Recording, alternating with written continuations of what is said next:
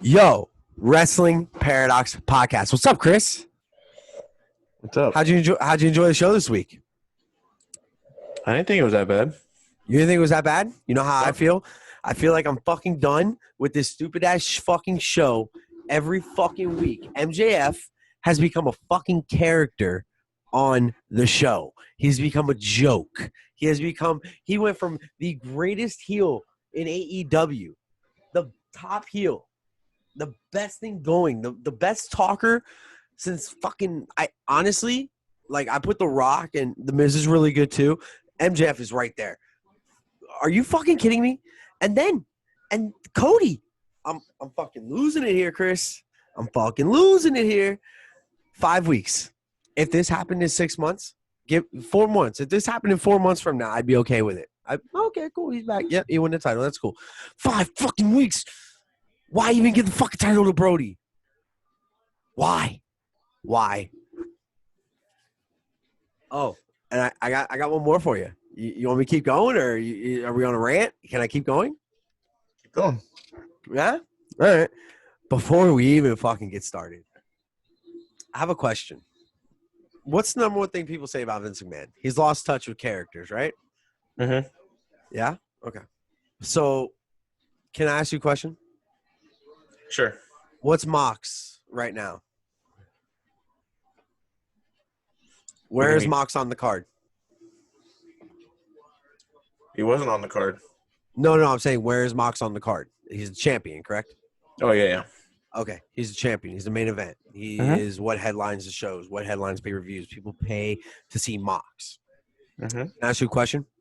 Who carried SmackDown for 2 years from 2016 to 2018? Mox. Well, Dean Ambrose, champion, main eventer, headlining everything, right? Okay, cool. So we got that covered. Hornswoggle. Okay. Miro, known as – who was Miro known as? What was his name in WWE? Aiden English. Exactly. Yes. Rusev. Where was Rusev in WWE? Mid-card, right? Stupid gimmicks, shit, that doesn't belong really on TV. Okay, cool. Hey, where's Miro in AEW? Mid-card, stupid gimmicks, shit that really doesn't belong on TV. Are you like this Twitch angle? You like these firing shots at WWE? It's cool. We're not focused on our show. We're going to focus on everybody else's show. Yeah, I mean, it doesn't bother me. But you understand what I'm saying. I have a point here. I'm standing on a leg. Not my third leg, just one of my legs. And Brody. Let's see. Brody was a mid-card champion in WWE. He held the IC title. I think he had a United States run. He was tag team champion. He was in factions, right? Mm-hmm. Okay. So Brody's in a faction again here, right?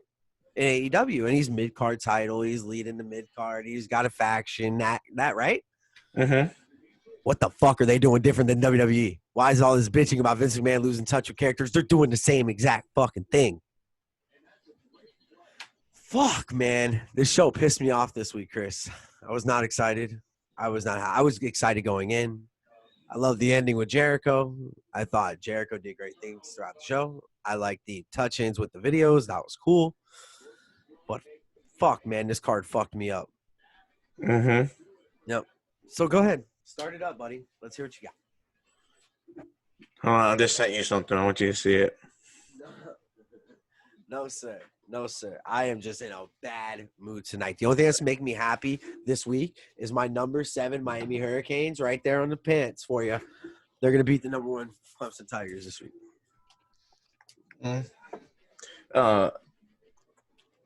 If not, I can't have them lose by more than 17 or else I lose 200. You start the show off. You have Will Hobbs versus Brian Cage. I thought it was a good match. I thought it was 2 very athletic wrestlers and agile wrestlers that just beat the crap out of each other and just start the show off right. I got the text.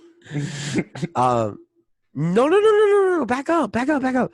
Do I have no comments? Do you get no comments to me? All my talking, I get nothing out of you. The only reason why we have different views is because of the fact that if you worked at a company and you were like weren't allowed to do something, you're gonna hold a grudge like that, and then if you have an opportunity to throw it back in their face, like then they're going to do that. How well did that work for WCW? Always taking shots at McMahon. And what's next? They're going to be like, oh, don't tune into NXT. Keith Lee came back. That's really going to put some butts in the seats. Is that what they're going to do? I don't think that would happen, but because then back in WCW you didn't have like what we have now, to where we've already stated on this show numerous times that these wrestlers are 1099 subcontractors. So if they can make any other extra money, then they can, or they should. AEW is giving them an outlet. They can do this. They can have a Twitch. They can make money, and everything like that. Ooh. Why do we have to see it in the storyline? The storyline doesn't make sense. Why didn't Miro come in as this dominating heavyweight? He's a super heavyweight. We don't know what can happen. You don't know what can happen. They did the same thing with FTR. They spoiled the fucking entrances. They spoiled the beginnings. They got their truck stolen by fucking a mid-card and tag team from Mexico that nobody really fucking knows unless you watch Lucha. Like, seriously, this is FTR. This is the baddest fucking tag team walking in. Shut up, Siri. I'm not fucking talking to you right now. I'm yelling at AEW. No, man. Like, now they're doing the same thing here with Miro. Why the fuck? Miro should have came in just dominating everything. Super kicking fucking heads off left and right. Joey Janela, Sonny Kidd, everybody. Hey, what I can't get past is watching Cody Rhodes in the Dog Collar match. How he looked like he looked like Dracula from Hotel Transylvania. Can I tell you something? With this big old collar on his neck. This is gonna be bad for our show. I didn't watch that fucking match. I didn't want to watch I loved it. I knew he was gonna win. I knew he was gonna win. I was like, what the fuck's the fucking point? I loved it. I said we're gonna see color. Here we go back and forth. Arn's gonna get involved because he's coming back against Dark Order. Took him out. And look, he fucking power slammed Alex Reynolds. Like we all saw everything that was gonna happen in that match coming. We knew what was gonna happen. I loved it. I thought it was very good. Brandy got involved, and Jay got involved. Like it's just no. Brandy and Anna Jay didn't get involved. Anna Jay came out and saved John Silver because John Silver was getting thrown around. He got color and everything like that. He got color right off rip. How do you take the title off of Brody? Because my boy's getting it. I know. It's just a fucking bridge. Which I do. Thank you, Cody, for listening. And I do got to give you some credit here. You make it believable that OC can beat you, but it's not believable for OC to beat Brody. So I like the bridge there. I like the bridge. You guys are sticking to some sort of reality. Obviously, me and my boy Jim, Corny, my boy Corny, me and him are getting through to you guys. So I'm glad you guys are tuning in. Keep up the good work. So what? What? No, I'm just I was just occupied for a second there. Like, what'd your pecker get hard? I mentioned Orange Cassidy, and you're like, hey. Football game. Georgia Tech just scored again. Yo, if I sat here and watched the basketball game right now, the finals, you'd fucking yell at me. You have. Hey, we're starting our fucking show. Exactly. Fuck. All right, man. Start it off, man, because we got Taz on commentary, Ricky Starks, which is amazing. I love Ricky Starks, the way he speaks, everything about the guy is awesome. Everything except this. No. That's the worst thing about him. Everything except this. His face is what bothers me. He can't change it. He looks like the fucking I Like Turtles kid. Like I can't get over it. Can't get past it. Such a fucking hater. But I mean, I like Will Hobbs and Brian Cage starting out. It was a good match. It was a good match. I love the big body match to start off the show. Both wrestlers are agile and athletic. Well, and Will Hobbs is a bit green still, and Brian Cage did a very good job of hiding that. He didn't expose what he's bad at. He exposed what he's good at. Mm-hmm. And I give Brian Cage a lot of credit. The guy's not some fucking just jacked up dude, just some stupid wrestler tossing people around. The guy's smart. He knows how to work matches. He's very smart. He works like a guy. He works like a cruiserweight. Mm-hmm. So, Brian Cage doesn't get enough respect. Kind of like Brock. Like Brock doesn't get enough respect for a lot of his storyline telling, but Brian Cage too, man. That guy, he's very good at what he does. You know what's funny is you say Brock and you could in the same sentence as Brian Cage. In PWG, his finisher was the F5. He used it on Wednesday night. Excalibur used to call it. Oh, he hits him with the diverticulitis. Are you kidding me? What a dick. That's a real piece of shit. That's a real piece of shit right there, huh? I loved it. I thought it was great. I thought it was very funny. What a dick. What a dick. He had cancer. Jesus. What a dick. But after the match, when Cage gets the win, Starks comes down. They act like they're going to jump Will Hobbs. Taz gets on the mic, pulls Starks and Cage away, and offers two choices to Will Hobbs: to join Team Taz or get his ass kicked. And before he can answer, Darby Allin comes down to make the save. How I would have written this is I would have had Will Hobbs destroy Darby Allin, but not join Team Taz. Kind of become his own heel. Yeah. Say I don't need anyone watching my back. This, that, and the other. By the way, everybody, I don't have COVID. I'm healthy, I promise. I had that shit back in November. It's a common cold. I'm not feeling too hot tonight. So I got my Vicks, taking it back to high school. I would have written it that way. I would have had him just destroy Darby Allin. Don't stick your nose in my business. I can I like that. Up, kind of like him and Mox are friends, but him and Darby aren't. That would be a very good storyline right there. Mm-hmm. And then you could build off that later on. Mm-hmm. No, I thought it was a good match. Like I said, with Hobbs still being kind of green, that frog splash attempt that he had was a beautiful frog splash, but it was a good win for Cage.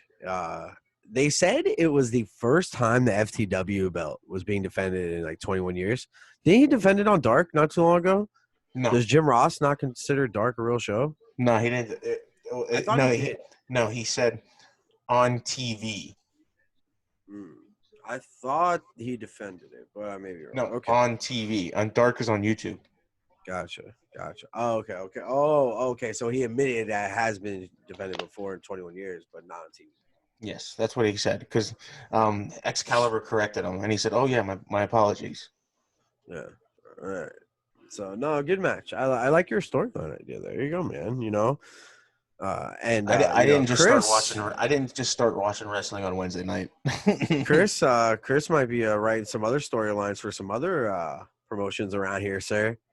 We gotta get you locked up with CCW.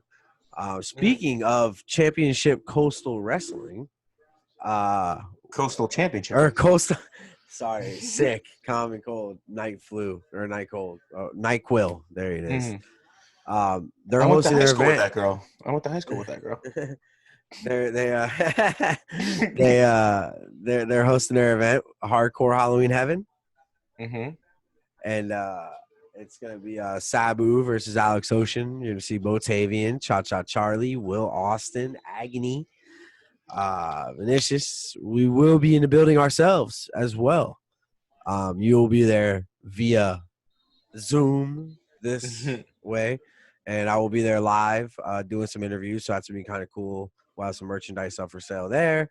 You guys can get it on our Twitter as well at Podcast Paradox. Make sure you guys like, subscribe, and follow. All right, cool. There you go. Hey, if we say we're brought to you by Ocean Spray, will they buy us a truck too?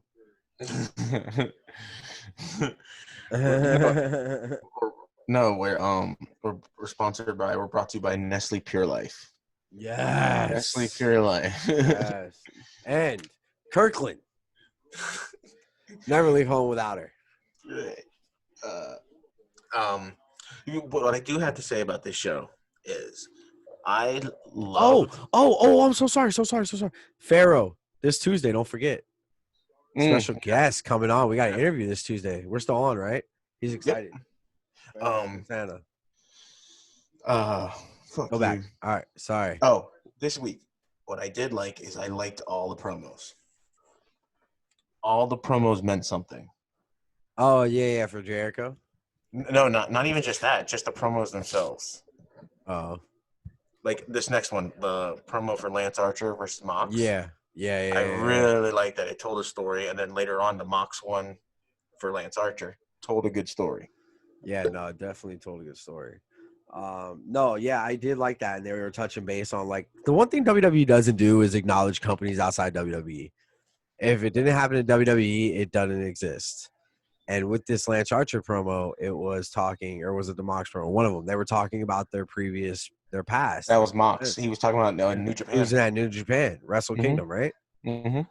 Yeah. So it's like, And also even with the call outs for Jericho on this is his 30-year anniversary show, you had Hiroshi Tanahashi from New Japan, you had Ultimo Dragon, you had Don Callis, who's the head writer for Impact yeah. on and at AEW TV, which is I think they're really going to be fucking getting cool. a crossover here soon of New Japan. I don't know how close the Impact is with them, but don't they have ties in Ring of Honor as well? In AEW. I mean, you have Marty Scurll, the head of So creative. they do. They can have ties in AEW, right? We could just see PCO one day just walk on out, right? At some point. Yeah. I'm not saying it's going to happen, but it's a possibility. Well, what I just read was EC3 is in talks of a crossover Ring of Honor. And I can see so that. that happens, could EC3 be the bridge to all four companies? Because I think he's done work in New Japan as well. I don't know if EC3's done it in New Japan, but I know He's he's done done it. Impact. He's doing Ring of Honor now. That could lead to AEW. Then New Japan's right around the corner. Yeah, I mean, the only way to take down a major juggernaut is to get band together, like a band of brothers, you know? Yeah, no, definitely. Touch tips. I mean, it's kind of like the Avengers, at the end, Yeah. to beat Thanos, you have to, get together. Hey, does your boy still have the action figures? I got him, all the ones. Oh, yeah, of course he does. He plays Dude, with them that thing all the was like time. fucking. That thing was like $100, bro. It was awesome. He loved it. That was great, man. I'm so happy. He loved it, and he loves because he's just a huge like fucking mark for the Avengers and Star Wars now. Like it's just the That's craziest cool. thing. And That's cool. what's crazy is I've never seen a Star Wars movie ever. Why does he like Star Wars? I have no idea. He loves it. He loves playing the Star Wars PlayStation game. He just loves it. I don't understand. Jesus. Anyway, so from Lance Archer's promo, we move into TH2 versus FTR in a 20-minute brush with greatness. Can I ask you a question? How did So Hybrid 2 get a title shot? no, how did that also? I didn't even think of that one. Is there a hybrid one? They were called the Hybrid before, and then they both got hurt at the same time. So they like repackaged themselves as the Hybrid 2.0. Gotcha. Mm-hmm. Oh man, that Vix is kicking. All right, yeah. How did TH2? If you want to know how Jack Evans, how long he's been wrestling, the first time I saw Jack Evans wrestle, do you remember Wrestling Society X? Sounds familiar. It was on MTV. It was that short-lived wrestling on MTV in like 2000. Jack Evans was in that. He was the heavyweight champ, and that's when I was like, he started doing like 630s and shit like that. And I'm like, dude, who's this guy? He's like flying all over the place. And he's like this little dude. He's gonna fucking hurt somebody, man. And in FTR, they were working stiff last night. It looked like I've always said FTR does not work well. I didn't think they worked well. Lucha Bros, I didn't think that was one of their best matches. Against TH2, I don't think it was one of their better matches. I said it was lackluster. It was lackluster. It looked sloppy. It did not look. It did not look like it was an FTR match in any way. There was nothing about this match that told me FTR was in control. There was nothing in this match that told me that there was any control in this match because it felt like it was all over the place. They didn't. The timing was off. I didn't think they worked well together at all. Yeah. They're not good high flying battlers. FTR and high flying teams are like oil and water. It's not going to mix well. I thought you were going to say like oil of Olay. What I did like is I liked the continued storyline with the Young Bucks. how they poke fun at them staring at the TV like WWE does all the time. They just kept like turning over, like they would have like weird angles of them looking at the TV. I think that was pretty like funny.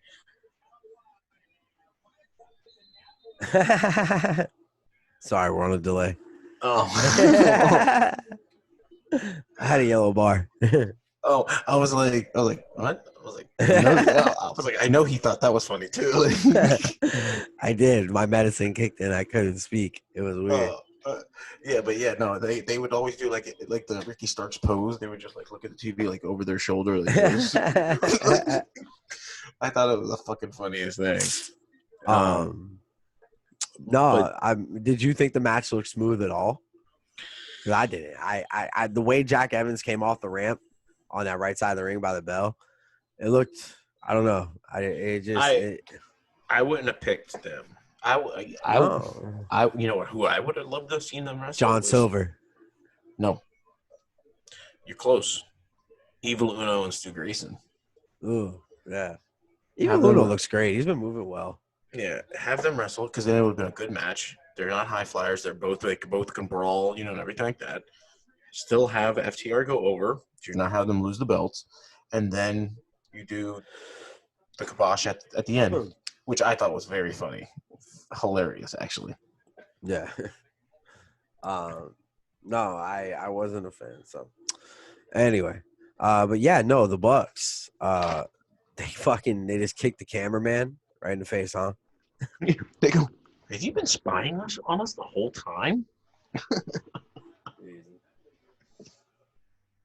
Mind you, I didn't catch this live. I had to watch it like this morning. I had a bunch of things going on, so I had to watch it this morning. And my kid was crying the whole time. That's why I sound like shit. I was up all night trying to watch this show. It took me 4 hours to watch a 2-hour show. That makes sense. My kid kept crying. I had to go in there and pat his butt. Well, did you see after the match? Did you see after the match when the screen shows FTR in a hot dog costume? Yes, weenies. Jesus Christ. Do they make everything into a fucking T-shirt over there? Everything is a T-shirt. I want a shirt. How you can tell me that's not a cool shirt? We have 2 logos in 6 months. They have 40 fucking thousand T-shirts. I mean, when you own all the trademarks, I guess. Oh, and if you ever notice, they have a great deal with pro wrestling tees because if you go on AEW shop or merch, whatever, it takes you to the AEW's pro wrestling tees. So I wonder they do that on purpose because they want you to get on there. And if you've never been on there, right? You know what I'm saying? If you're a WWE avid fan, you've never been on pro wrestling tees, it takes you to AEW shop and that takes you to pro wrestling tees. You're going to discover other people. No, I understand that, but how does that's why we're trying to get on pro wrestling tees with our logos. So when people go shop on pro wrestling tees, they see, oh, what the fuck is WPP? No. I'm down with the WAP. Yeah, but I understand that. But what I'm trying to figure out is how does AEW and pro wrestling tees and the wrestler make the money? You can't split something 3 ways evenly. So pro wrestling tees, from what I've heard, takes like 35%. I think it is. Mm-hmm. You go on there and you read. I think they take 35%. So from that $20, they're taking 35%. How much is that? $350? No. I'll do it right now. $350. I'm thinking of 100. What an idiot. No, of 10. $7. They're taking $7, right? So $25 minus $7. You got $18 left. Mm-hmm. 5 goes to the wrestler, 13 to the company. Yeah, that's what I'm saying. Like it's kind of. I mean, and I can understand them wanting to put out every fucking thing that they say. Yeah, exactly. T-shirt, exactly. Because they're trying to fucking just throw anything at the wall and see what the fuck sticks. It's like Happy Gilmore with the pickles. Or no, that was Billy Madison. Yeah, Billy Madison. My bad. Mm-hmm. Fuck, man. Miami's up 25. I got a bet with Bobby Walters. $20. So the next one we have the MJF promo with him talking about Jericho. I thought it was another good one. You didn't like it? No, I wasn't a fan. I don't know. This show kind of caught me off. I don't know. Maybe I was half tired. I just was not impressed with this entire show. I feel like they dropped the ball. The greatest part was the credits rolling at the end. That was the best part of the whole fucking show. After the MJF promo, you get the Cody versus Brody Lee in the dog collar match. Cody comes out and he looks like Drac from Hotel Transylvania. I watched that today. Especially when he put the collar on. When he put the collar on, it's just like, oh my god, he looks like Hotel Transylvania. I thought it was a very good gimmick match. Used every weapon in dog collar to perfection. Arn Anderson throws a damn good spine buster. Dude, it looked good. It looked good. It looked really good. I was very excited to see it. Like, I caught parts of this match. I know I said I didn't watch it, but I did catch parts of this match, obviously. You know, I was just so pissed off knowing in my head, I hadn't seen any spoilers at this point, knowing in my head Cody's going to win this match. Mm-hmm. There's no way his return match is losing. Yeah, Cody gets the win. And in my notes, before anything happened, before I saw anything or whatever, but Cody gets the win, but I wouldn't have taken the belt off of Brody Lee. No. I would have, I don't know how I would have kept the belt on Brody Lee, but still had Cody win. Maybe go time limit draw. That's all I could see. I mean, what's the time limit there? An hour? No, I would put a time limit on 30 minutes. 30 minutes? Yeah, because this match did take up a good portion of the show. Yeah, it felt like it. It did feel like this match was on for a long time. So I would have had them go to time limit draw to where either no one won or Cody gets the upper hand, where he, in storyline, he feels that he beat down and owned Brody Lee. But after the match, Cody gets on the mic and he says he's going to give a shot too. And then Orange Cassidy walks out. Orange fucking Cassidy. Freshly squeezed. And how awesome would it be? I know Cody's watching and he's not happy that we're trashing him, but how awesome would it be if Orange Cassidy wins and then does a whole character flip? Like he just turns to a different character. I want it. Yeah, I'll take that. Anything's better than these fucking super soft kicks. But like he just turns into like this badass heel. Yes, come out wearing black denim all day. I will take that. Black denim, and he sides with FTR. Down, boy. Down. I thought about that last night. I'm like, man, what happens if he comes out in all black and he starts rolling with, and he's the fourth with Sean Spears, FTR, and Orange Cassidy. Cody's just like, fuck yes, bro. Fuck yes. I'm writing it all down as we fucking speak, man. How awesome would that be? Still has the non-talking gimmick, you know, and everything like that, but he just heel. I like it. He beats Cody next week and causes best friends to lose. Yes. Oh man, bro, that'd be so fucking great. It's a swerve, bro. It's a double swerve. That would be great. JR, you son of a bitch. Mm-hmm. They got kids, god damn it. Orange Cassidy, ass son of a bitch. Two-time in Jezebel.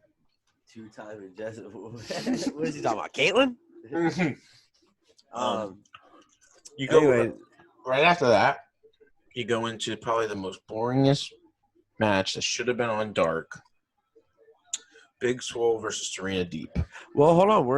We got a couple things to talk about. Paige and Cabana and Wardlow were announced. Oh, yes. Paige, Cabana, and Wardlow were all announced for the AEW tournament title.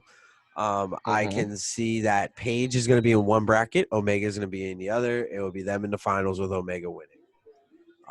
And that's the night we're going to see the cleaner at AEW all out. Or is it? No, it's Full Gear. Probably Full Gear, yeah. We're going to see the cleaner at Full Gear. But how awesome would it be if it doesn't happen? They're not on the same side. And like they're the first round. That would be good as well. I would love seeing them wrestle each other either first round or last round. That's it. No in between, no nothing. First round or last round. Or you know what, dude? You know what? Not even have him get to the finals. Omega. You don't need him to win that tournament. Because check this out. Whoever wins that tournament, right? They beat Omega not in the finals, but in the semifinals, right? Mm-hmm. And then all Full Gear happens. The winner is someone like Wardlow can use that tournament very well. He'll need something like that. And then at Full Gear, after the Lance Archer John Moxley match, that's where you had the cleaner show up behind Mox, just like Mox showed up behind Kenny. Mm-hmm. You see what I'm saying? Like I don't think Kenny needs that tournament. I don't think he needs to win that tournament to put himself in the title contention. Now that we're saying that, since how many did they say was going to be in the tournament? 18? 8. This is 6. They got 2 more to renounce, which will be this week, and then they have to announce the brackets. Okay. Now, hear me out, hypothetically. The reason why they took the TNT title off of Brody Lee is to get him in the tournament. Okay. Yeah, I can see that. Now, what happens if...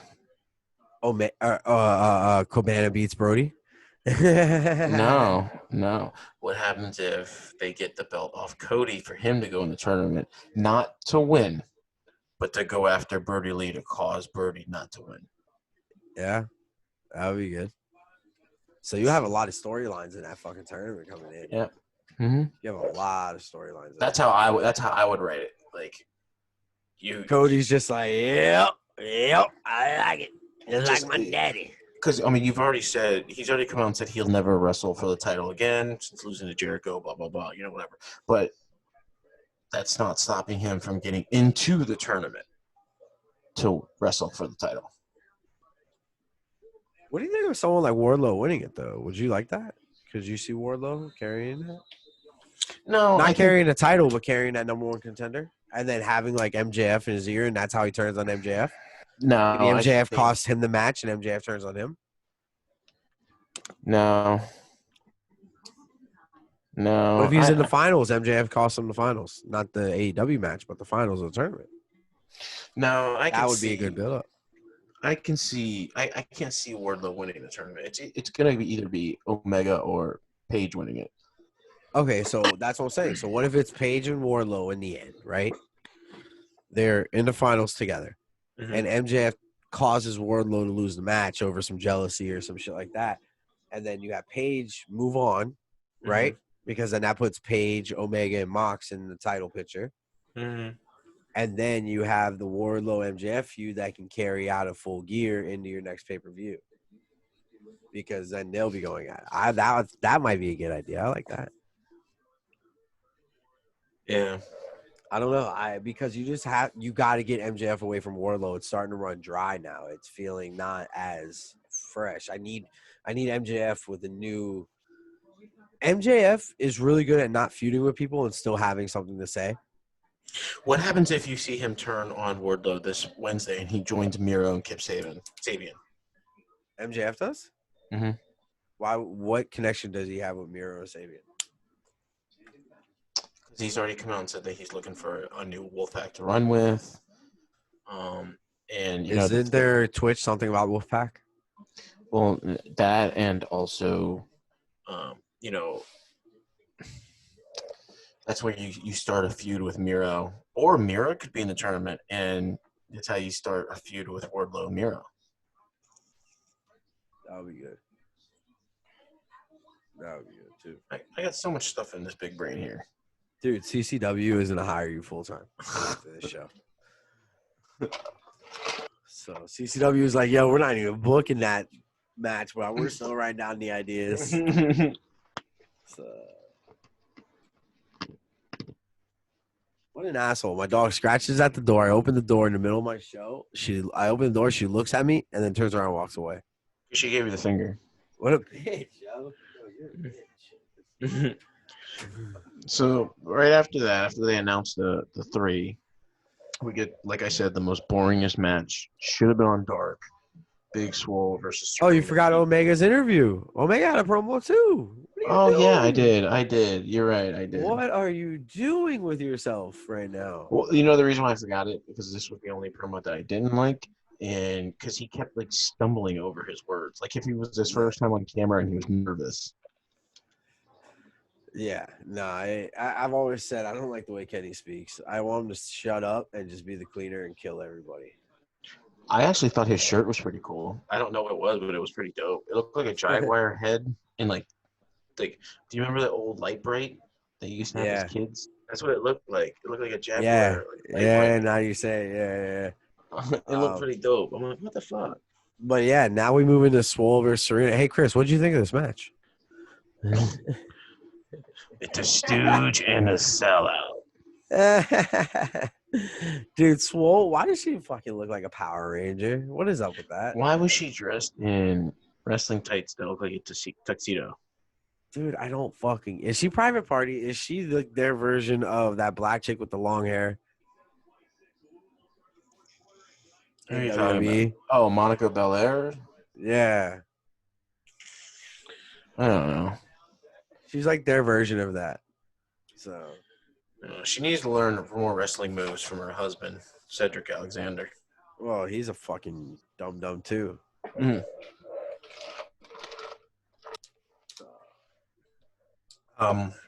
Yeah, that match got a dud.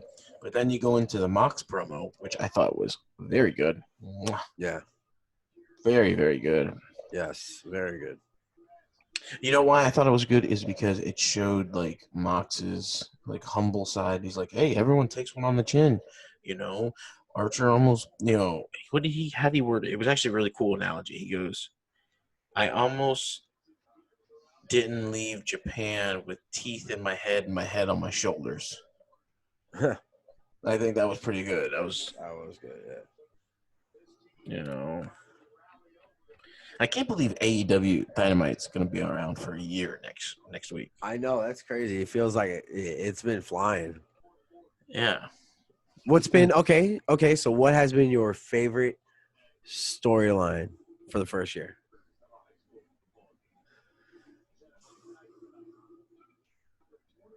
Mine's on my shirt, just so you know. Fuck you, Cody. I like it's a toss-up. It's between two. I think it's going to be either Jericho and Cody or Jericho Mox. I like the whole key thing in the eye. Yeah, I guess, yeah. I see what you're saying. Yeah, no. That was a very good. That exposed Santana a lot. Mm-hmm. Santana looked very good around that time, so that helps him. Then what? 4-6 months later, NXT uses the same exact storyline with Gargano and Keith Lee. Yeah, so and then you have Seth Rollins taking out Mysterio's eye. Mm-hmm. So that's what I'm saying. Like it's. Yeah, no. Didn't they take out his eye? Didn't he take out his eye with like a pair of pliers? Not even needing those pliers, just like two like fucking toilet pliers. Yeah. Well, he's fuck. He's got a mask, so it's fine. Chris, it's shit like this. Hey, look at me. It's shit like this, man. That we got. We got to fucking just. Fuck yeah. What's the matter, man? You still there?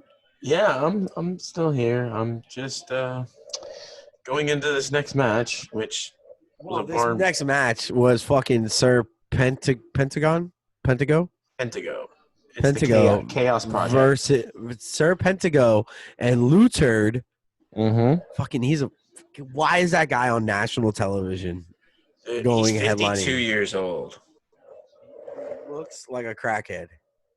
He's 52 years old. I did my research on him during the match. I did my research on him. In 96 or 97, he wrestled. It was him and his tag team partner, Hannibal Lecter, wrestled. Real original, pal. Sabu and the original Sheik in Japan. What the fuck? Dude, how crazy is that? Yeah, man. How old was he? Well, he's 52 now, so it was in like 96, 97. So you're talking about 30, 40 years. So he's mid-20s. Bro, how fucking gnarly is that? That's pretty dope. That's a nice little, that's a niche in the hat. Mm-hmm. Bro, and they said, and Excalibur said it on TV, that Luther tagged with Hayabusa to beat Gato and Jericho in '96. Like, bro, like that's mind-boggling to me. Yeah, I'm not a fan of Luther at all. Yeah, I mean, Going to the top rope, he looked like a fucking giant schlub. Yeah, I mean, I think Jericho picked him that he wanted to wrestle. On that show, everything like that. But how about all the call-outs for Jericho that were non-wrestling, like Shaq? Yeah, that was pretty dope. Bro, you had Gene Simmons, you had Paul Stanley, you had Gabriel Iglesias and Chavo Guerrero. Yo, do you hear who Ken Shamrock's gonna have on Impact? Yeah, The Rock's gonna The Rock. Yeah, he's gonna induct him into the Impact Hall of Fame. That's pretty fucking cool. Mm-hmm. Well, I mean, honestly, they had a great storyline. Ken Shamrock should be in every wrestling Hall of Fame, I think. Yeah. Have you heard about his story back in those days? Like selling drugs in Vegas and fucking selling steroids and shit. And dude, he's a fucking monster. Well, I mean, like, he was the first to ever do it, if you look at it, because he was the first MMA fighter to cross over into professional wrestling. Then Dan Severn did. Then you got Bobby Lashley. Then you got Brock going back and forth. And Hager. But Brock was a wrestler first. That's right. Yeah, but still, they would still cross over. They didn't bridge the gap. Ken Shamrock bridged the gap to both. And he was champions in multiple companies too. So just remember that. He was the first TNA champion. He was European champion for a long time. He was tag team champion. He was IC champion. And he was UFC champion too. So is Brock doing it by video or is Brock going to be there? You mean Rock, not Brock? Or Rock? It's gonna be by video. He's not going to show up there. No, he's not going to show up there. So, yeah, but this match was boring. I said this match only sets up for the promo with MJF at the end of the show. Yeah. Yep. It's a bridge. That's all it was. Yep. No. And MJF comes out with Wardlow and a clown, or he's got someone covered under a sheet, pulls a sheet up. It's a clown. The clown's holding a gift. Jericho unwraps it. It's a picture of MJF. This is the stupidest shit ever. Why are they just fucking decimating MJF's character right now? And Jericho slams the picture over the clown's head, and he looks at MJF and goes, "I hate clowns. Don't ever interrupt me." And they laugh. What was great is I haven't seen anyone on Twitter notice this. They're rolling the credits, and everything's Jericho. It's the greatest thing ever. Only heels came out to the ring. Yeah, of course. Only heels came out to the ring. In fact, I said they should have had the faces come out after and brawl to end the fucking show because they love that shit. No, if you notice and you look closely, the faces that were on the right side, where they're usually the Gun Club and everything like that, they moved away from the railing. So it was actually pretty cool. I like the way it ended. And I love how Excalibur, he questions, he goes, "Chris Jericho mans camera 4?" Jeez. No, I liked it. I thought it was a great way to end the show. Mm-hmm. Yeah. They have a lot of fucking heels, man. They have a lot of people on their roster. Yeah. So, anyway, yeah, man. Good show. It was I hated that show. I thought it was stupid. Cody, when Cody's match started, did you notice Josh Roberts is like the doctor, the ring bell announcer, Greg Valentine talking? He announced everybody. Why? Yeah, and that's another thing was when they were showing that match and they kept showing Greg and Hammer Valentine. First off, he looked like some old person with dementia that was just sitting in the crowd. I'm not supposed to be here, and he's just looking. He's like, what was his name in the office? Uncle Jack that got lost. He had dementia. Phyllis's uncle at the wedding. That's what Greg Valentine's was.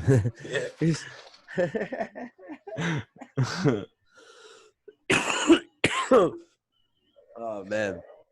Did you watch that Joey Janela video I sent you yesterday? Yes. Was that a shoot or a work? No, That kid was like, "Fuck you, bro."